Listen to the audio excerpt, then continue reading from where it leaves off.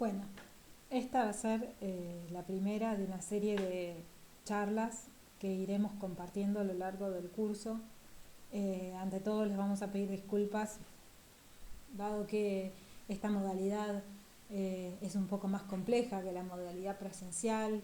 y bueno, ustedes no tienen la posibilidad de verme mientras hablo, ver mis gestos y es posible que de este modo esto sea un poco más monótono, les pedimos comprensión, pero considerábamos que era importante de todos modos mantener eh, la posibilidad de ir pensando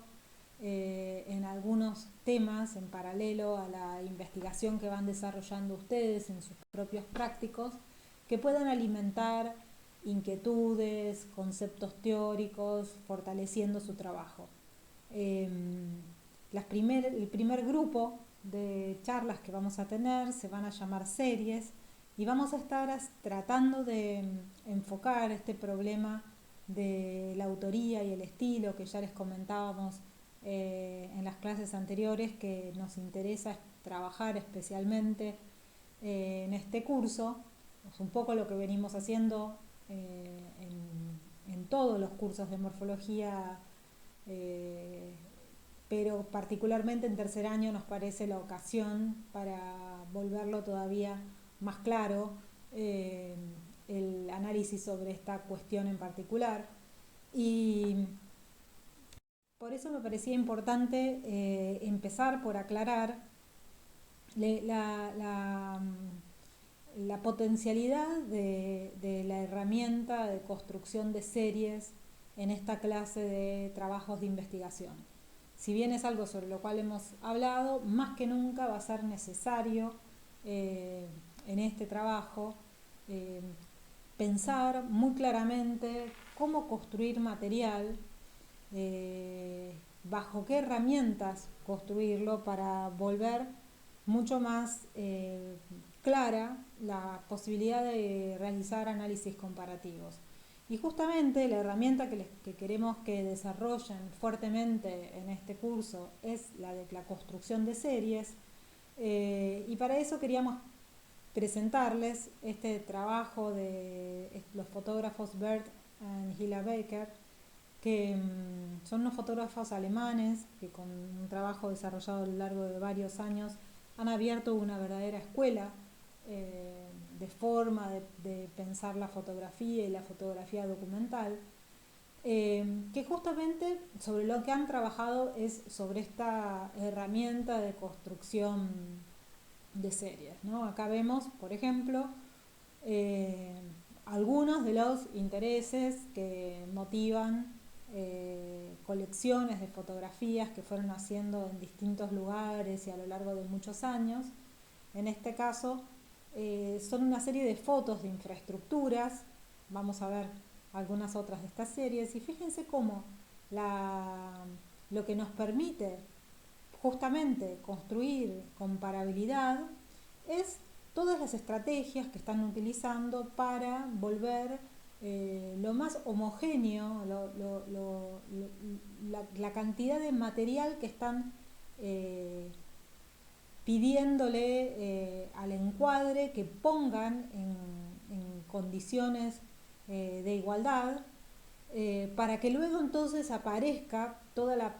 posibilidad de lectura respecto de por dónde están pasando las similitudes y por dónde están pasando las diferencias. A nosotros esta estrategia de construcción de series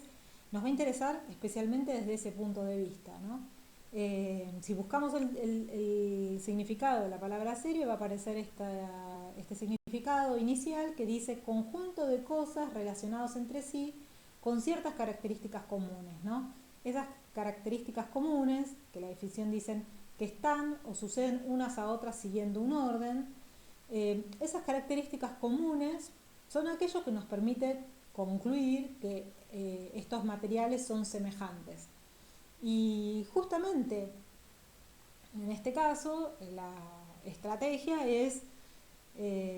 un mismo punto de vista, un mismo tipo de iluminación. Fíjense que en ninguna de estas fotos hay luces y sombras, sino que están todas sacadas en condiciones de luz bastante semejantes, todas tienen una visión lateral desde un punto de vista semejante, lo cual permite claramente reconocer similitudes, ¿no? Pero ni bien reconocemos las similitudes que tienen estas infraestructuras, rápidamente vamos a empezar a reconocer diferencias, ¿no? O sea, primero tendríamos que ser muy conscientes de que hay una cantidad de estrategias puestas, eh, instrumentales, para hacer lo más parecidos posibles estas variaciones de soluciones de infraestructuras, ¿no? Eh, esa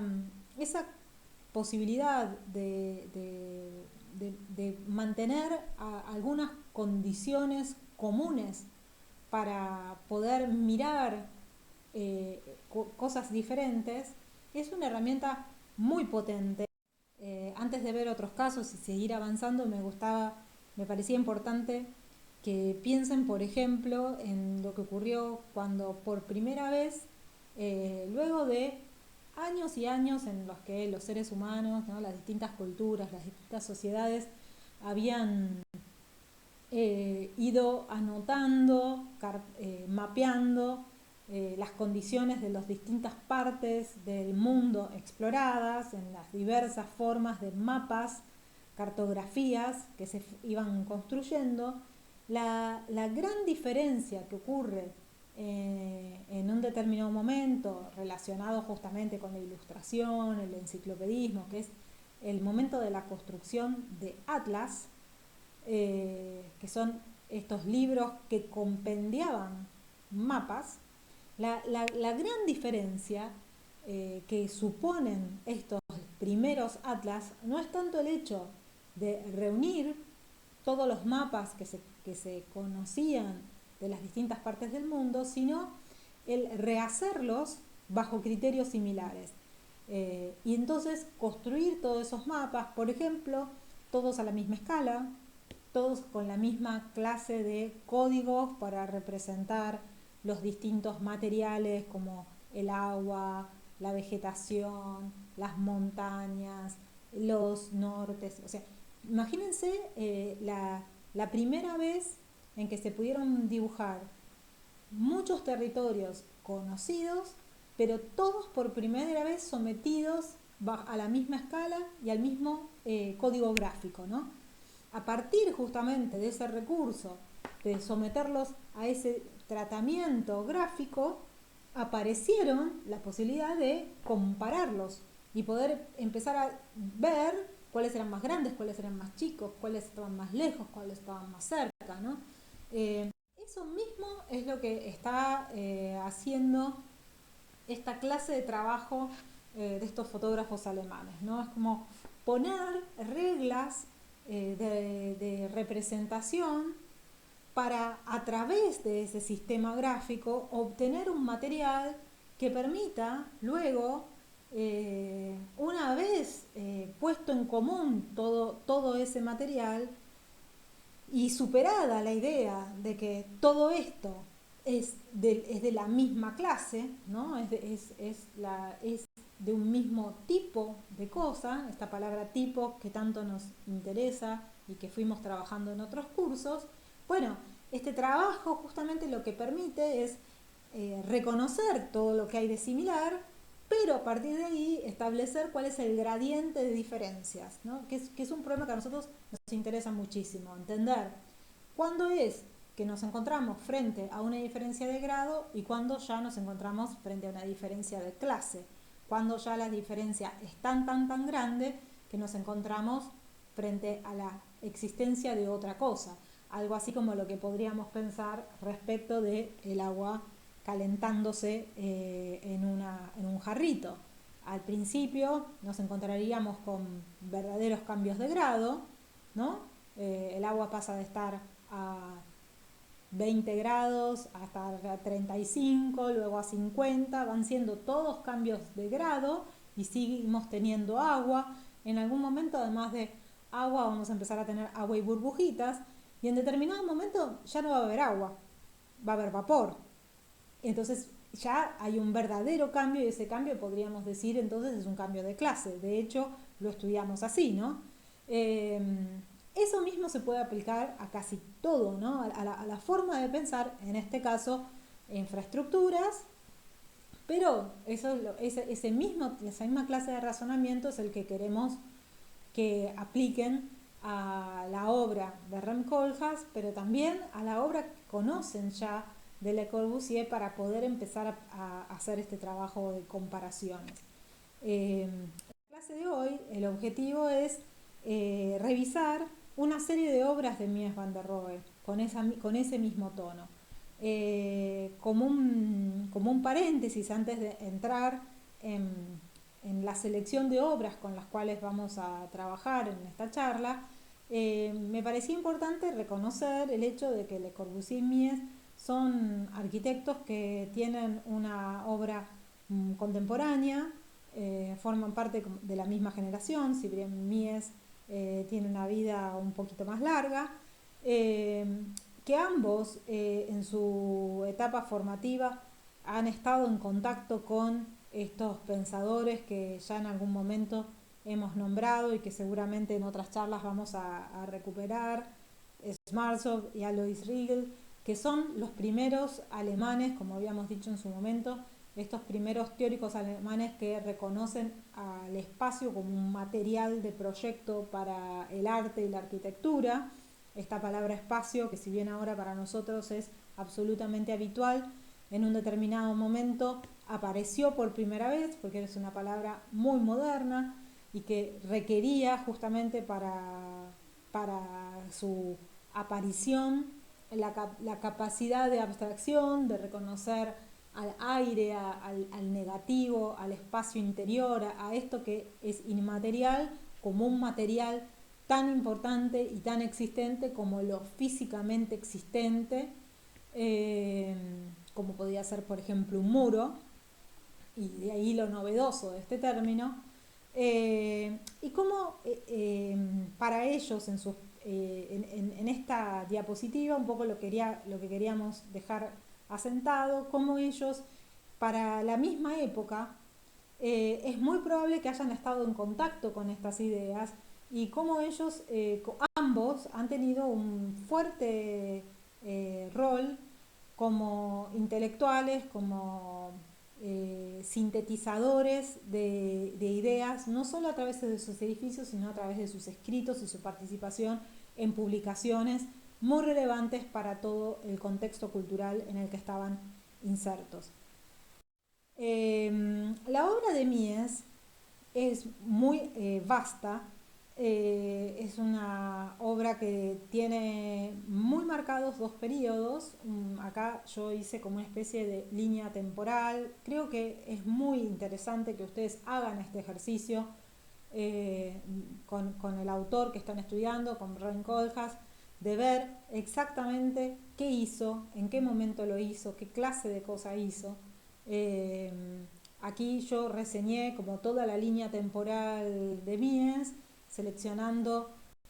algunas obras muy paradigmáticas e importantes de su carrera,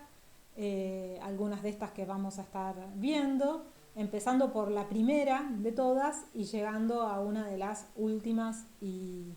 una de las sin duda más importantes. Y hicimos una salvedad, que es que si se fijan, bueno, toda la obra, todo lo que desarrolló Mies está un poco chiquitito, pero ustedes seguramente tendrán la oportunidad de verlo si lo están viendo con una computadora, aparece eh, traducido a un código de colores. Aparece lo blanco como si fuese representando todas las obras de arquitectura construidas efectivamente. Aparecen en celeste los distintos trabajos que desarrolló de mobiliario. Aparecen en verde las oportunidades en que tuvo ocasión de desarrollar planes urbanos o master plans. Y en rojo aparecen un montón de obras que si uno mira cualquiera digamos, de las publicaciones de sus obras completas, seguramente, salvo que preste mucha atención, no va a reconocer su cualidad. La característica de todas esas obras que aparecen en rojo es que no son construidas, son todas obras que son proyectos no construidos. Y que si revisan cualquier libro de Mies van a ver que tiene una clase de representación y un espacio en la extensión de su obra que tiene tanto espacio y tanta jerarquía como lo construido, ¿no? Y ubicar esa información dentro de una línea temporal eh, puede ser muy útil, porque justamente uno puede empezar a entender qué impacto tiene la Primera Guerra Mundial o la Segunda Guerra Mundial. Por ejemplo, es muy evidente, ¿no? La Primera Guerra Mundial, cómo se relaciona con todo un periodo sin obra, antecedido y que luego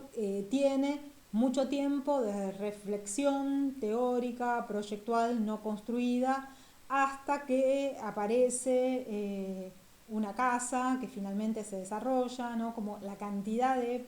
proyecto no construido que, que aparece, ¿no? En el marco de la Primera Guerra Mundial. Y también aparecen reseñados los momentos de estudio y los momentos en donde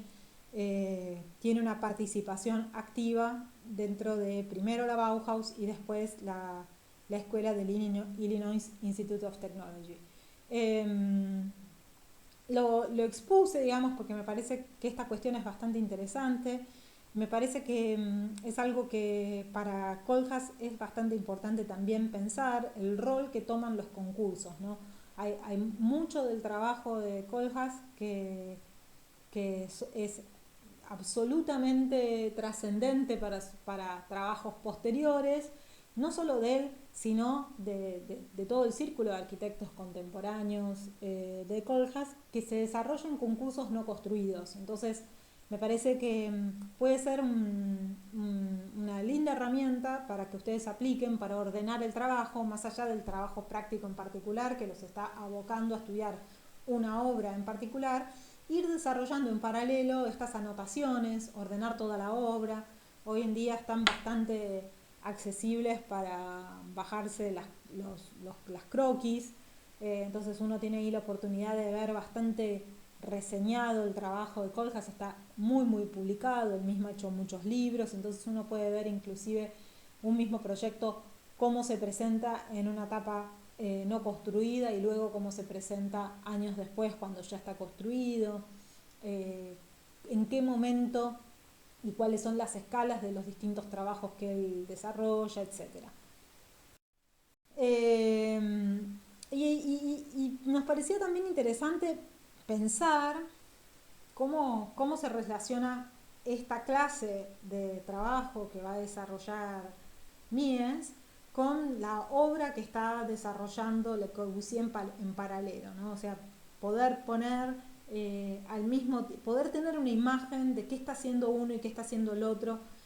al mismo momento.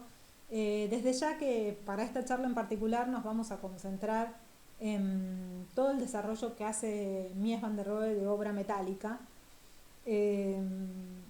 con un par de obras previas a su mudanza a América durante la Segunda Guerra Mundial y luego una serie de obras desarrolladas en lo que se llama su etapa americana. Pero bueno, evidentemente Mies van der Rohe hace un trabajo mucho más fuerte en pensar cómo hacer uso de la estructura metálica y sobre todas las cosas cómo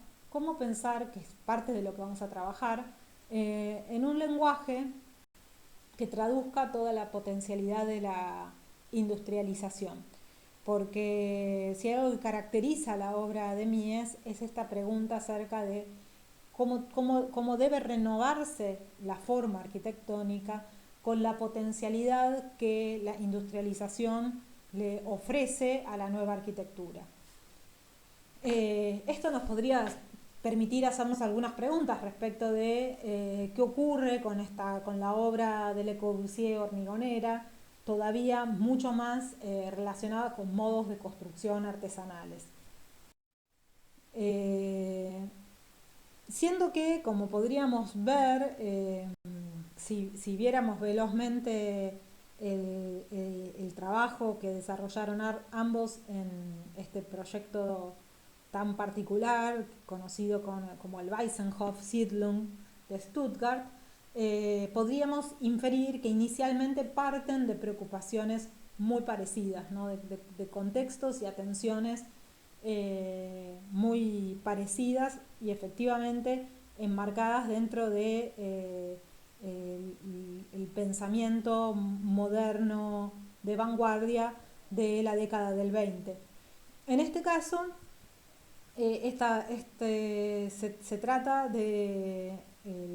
una exposición de arquitectura moderna. Esta fue una construcción de casas, verdaderas casas donde la gente podía habitar, pero pensadas para funcionar como una exposición de arquitectura moderna, para promocionar las bondades de la arquitectura moderna. Hay algunos autores, como por ejemplo Saida Mucci, que en este momento recuerdan eh, cómo esto no fue pensado realmente como una urbanización, sino como una especie de muestreo en escala 1 en 1 de las bondades de una casa moderna, que es uno de los motivos por los cuales en el master plan no hay espacio para comercios, equipamientos, sino que es algo bastante exótico, ¿no? Lo que ocurre en el Weissenhof Siedlung de Stuttgart. El proyecto del master plan es de Mies van der Rohe y por ahí va a ser el objetivo en realidad es poder poner en relación la obra que él se reserva para construir, que queda en el solar más elevado de esta pequeña ladera con pendiente irregular, eh, que es esta gran tira de departamentos blancos que aparecen en la foto en la parte superior izquierda. eh, y los dos solares en donde Mies le encarga a Le Corbusier la construcción por un lado, una vivienda unifamiliar y por el otro lado, una vivienda colectiva. Eh, si los revisamos un poco atentamente, vamos a encontrarnos como el proyecto de Mies responde como a varias de las características que podríamos haber observado en las casas de la década del 20 de Le Corbusier, particularmente si la comparáramos con la Villa Roche, en las cuales claramente nos encontramos frente a una organización de dos sistemas, el sistema portante de estructura independiente y por el otro lado un sistema de envolventes no portantes, cosa que permite perforar a la envolvente, al muro, a través de todas estas grandes aberturas. Aparece aquí eh, la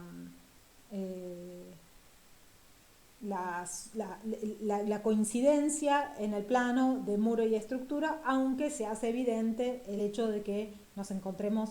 frente a dos sistemas autónomos, cosa que podemos empezar a reconocer que en una obra muy contemporánea como la Villa Roche también aparecía, pero bueno, como ya pudimos ver en algún momento, la Villa Roche tiene este momento, el momento de ese volumen en voladizo, en donde aparece este hallazgo de que se puede entonces retroceder la estructura y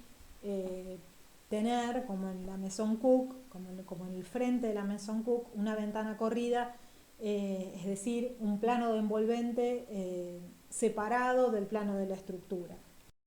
Esta es la estrategia que sigue utilizando el Weissenhof-Siedlung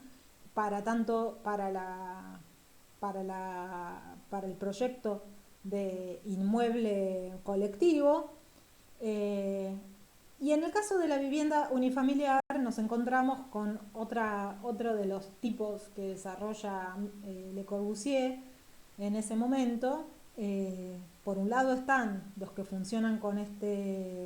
bajo la lógica del sistema dominó, es decir, estos que tienen esta estructura recedida del plano del envolvente, y por el otro aparecen toda una serie de desarrollos que podemos poner dentro de la familia de las Citroën, ¿no? Por un lado están las del sistema dominó y por otro lado están los de la Maison Citroën. Y acá tenemos un ejemplo de cada uno. Tenemos un ejemplo de una Maison Citroën para la vivienda unifamiliar y por el otro un ejemplo de sistema dominó para la multifamiliar. Eh, Acá podemos ver cómo para la época había en ambos, ¿no? Como un pensamiento quizás con muchas cuestiones comunes, pero con otras realmente diferentes,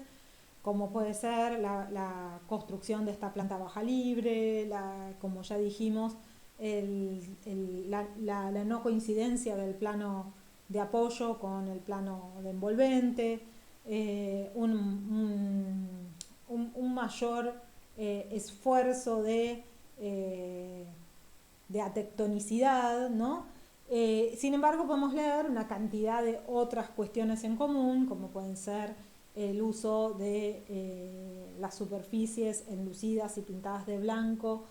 dejando de lado la expresión material y constructiva de estos edificios, ¿no? Como esta cuestión de una lectura muy abstracta, muy ligera.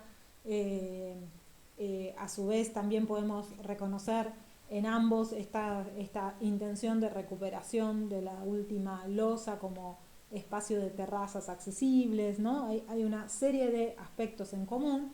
Y vamos a ver en el resto de la obra que desarrollemos de Mies, cómo estas preocupaciones que no solamente se ven reflejadas en el Weissenhof, en la obra de Le Corbusier, en la de Mies, sino que vamos a ver que son preocupaciones compartidas por muchos arquitectos alemanes, holandeses, suizos, franceses en esta época, ¿no? Es como casi que es una de las características comunes de la arquitectura del 20 y el 30 internacional moderna. Eh, bueno, aquí podemos ver algunas de las expresiones, ¿no? de este edificio de Le Corbusier con estas características que estuvimos señalando. De todo este paquete de obras que pudimos organizar en esta arco temporal, nosotros vamos a trabajar con estas en el resto de la charla, ¿no? Y bueno, esto es parte también del ejercicio que les proponemos a ustedes, ¿no? Primero, eh, revisar cuál es el material disponible, qué es lo que hizo este autor, y luego, habiéndolo revisado todo, poder pensar algún criterio para producir una determinada selección, ¿no? En este caso yo seleccioné una serie de obras, todas ellas de estructura metálica, o en el caso van a aparecer en la charla algunas cuestiones que tienen que ver con torres que sí tienen estructura de hormigón armado, pero en donde, si bien la estructura de sostén es de hormigón armado, la expresión del edificio sigue siendo la de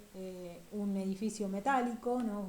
Y entonces las estoy dejando dentro de este grupo justamente no solo por si efectivamente la estructura de sostén es metálica, sino y especialmente por los diferentes problemas expresivos que lo metálico va a suponer en todas estas obras. Y a lo largo de del desarrollo de la clase, que va a estar dividida en 3 capítulos para solamente a los efectos, digamos, de que el archivo sea más fácil de compartir en YouTube, eh, van a ver que vamos por momentos someter a la documentación muy velozmente a esta clase de recursos gráficos similares para poder exponer qué es lo que tienen en común y qué es lo que tienen diferente, ¿no? Esta serie que estamos armando. Y bueno, y entre estas similitudes y diferencias podríamos adelantar ciertas cuestiones que tienen que ver con la forma de la organización de la estructura, el rol de las grillas, si esa estructura queda en el interior de los espacios o pasa a estar en los bordes, y cómo es que funciona esto, qué diferencias y similitudes podemos encontrar. Y también cómo opera. Por ejemplo, en este caso estamos viendo todo el trabajo o 4 de estas obras dibujadas a la misma escala, y entonces podemos empezar a encontrar cómo parte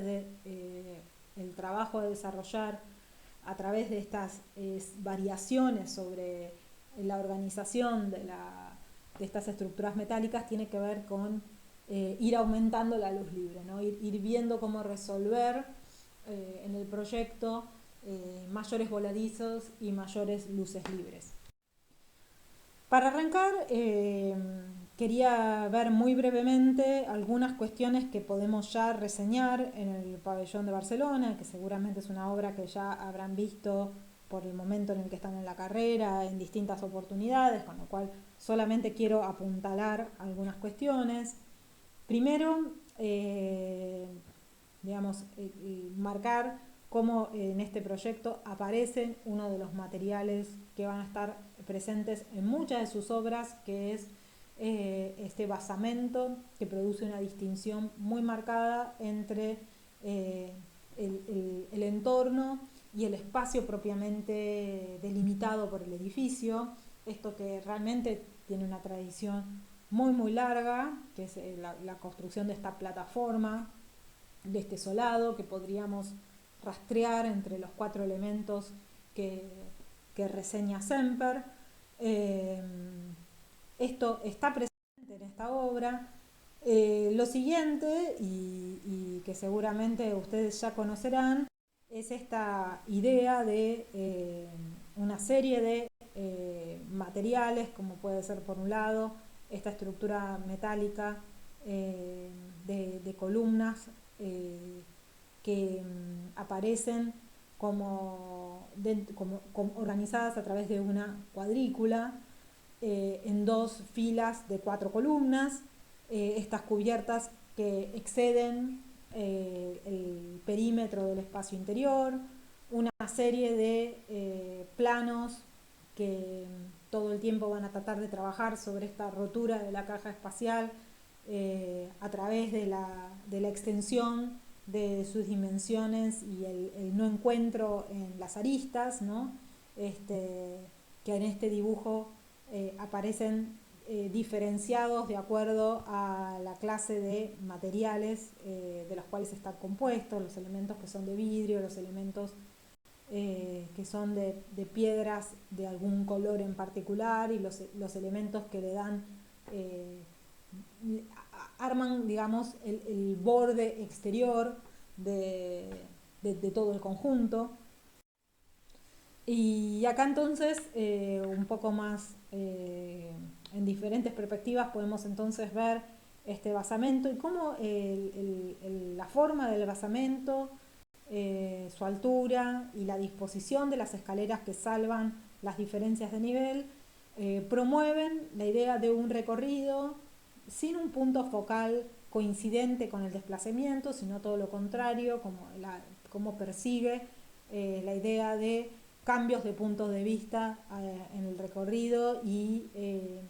la fabricación de todo un suspenso hasta llegar al punto de ingreso y del espacio principal del edificio, ¿no? Esto es realmente algo que vamos a ver en la mayoría de las obras modernas, en contraposición con la forma de los recorridos tradicionales antiguos, en los cuales todo el recorrido espacial potencia y subraya la axialidad y la centralidad, y entonces a medida que uno va avanzando, todo el tiempo tiene como perspectiva de ese recorrido ese lugar máximamente jerarquizado. Piensen, por ejemplo, en entrar a una iglesia por la puerta central, caminar por el pasillo central, viendo siempre de fondo la misma escena, el altar, ¿no? El lugar más jerarquizado de todo el espacio de la iglesia. Es lo opuesto de este recorrido en el cual uno tiene que ir girando como en una espiral y va cambiando los puntos de vista hasta encontrarse con el punto jerarquizado. De hecho, toda esa secuencia ocurre por la serie de determinaciones de la forma del suelo, ¿no? La escalera te conduce hasta cierto punto, el estanque te impide seguir avanzando y te obliga a girar, etcétera, ¿no? También sabrán que una de las características de la estructura de este edificio es el tener estas columnas tan famosas, cruciformes, que bien vale reconocer algunas de sus características. Quizás la principal tiene que ver con el tratar de ser lo más esbeltas posibles. El hecho de ser cruciforme hace que primero nosotros veamos el espesor del ala y recién después tengamos noción del ancho total de la columna, algo que claramente es lo que está buscando Mies, y lo podemos entender en el dibujo que aparece, cómo dibuja a la columna como una serie de líneas y no tanto como un volumen, cosa que va a aparecer potenciada por el hecho de estar cromada, ¿no? Esta posibilidad de ver a la columna en su condición más esbelta, primero desde su espesor y luego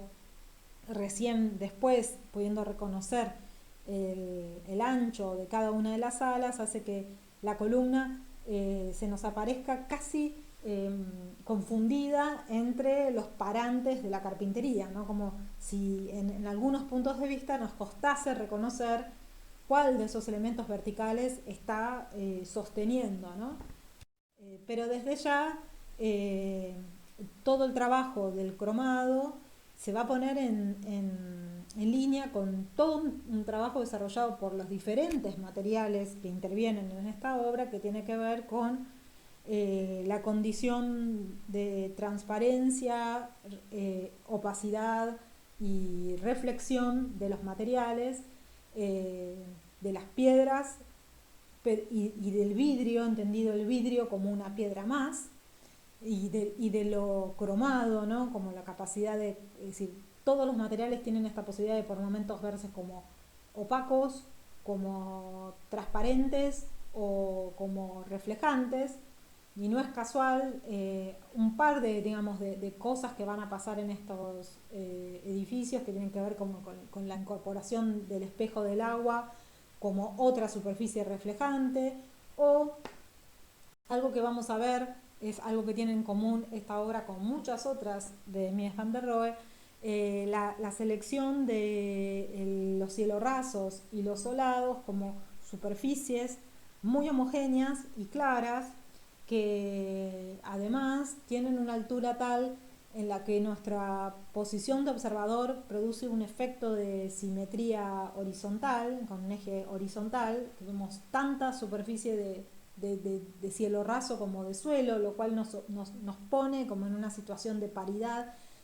los planos horizontales, y refuerza la jerarquía de los planos verticales, ¿no? Esta idea de la jerarquía de los planos verticales es algo que es un tema que va a ser recurrente,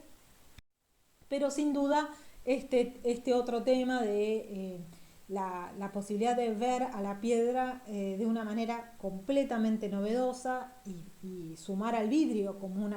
una de las posibilidades de la piedra, quizás es lo principal de la experiencia del pabellón de Barcelona. Estas piedras que comúnmente estaban asociadas o a trabajos bastante rústicos y macizos y lo que Semper llamaría estereotómicos,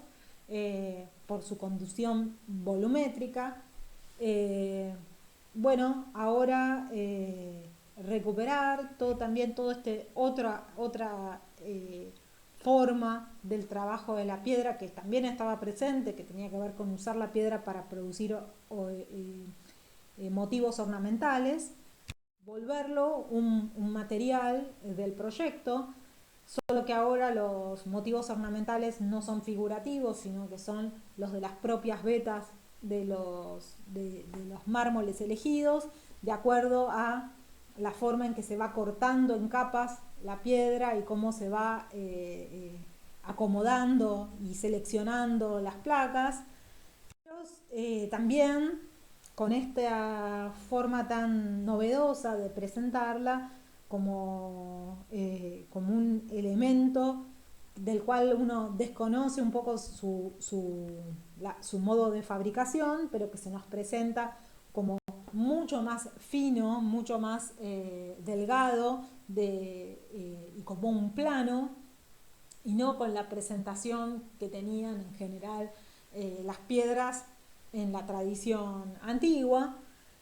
que nosotros sabemos que es porque se trata de un revestimiento de una estructura metálica secundaria, ¿no? Casi como si funcionara como una placa de duro, pero que entonces se permite ver a la piedra en esta condición tan delgada como la del ancho de la columna, y que ahora, de acuerdo al posicionamiento de los planos y cómo incide la luz que se deja que ingrese en el espacio, aparece por momentos tan transparente como el vidrio, ¿no? Quizás este es uno de los materiales principales con los que está trabajando el pabellón de Barcelona, y que ahora podríamos ver hasta qué punto aparece en el resto de las obras.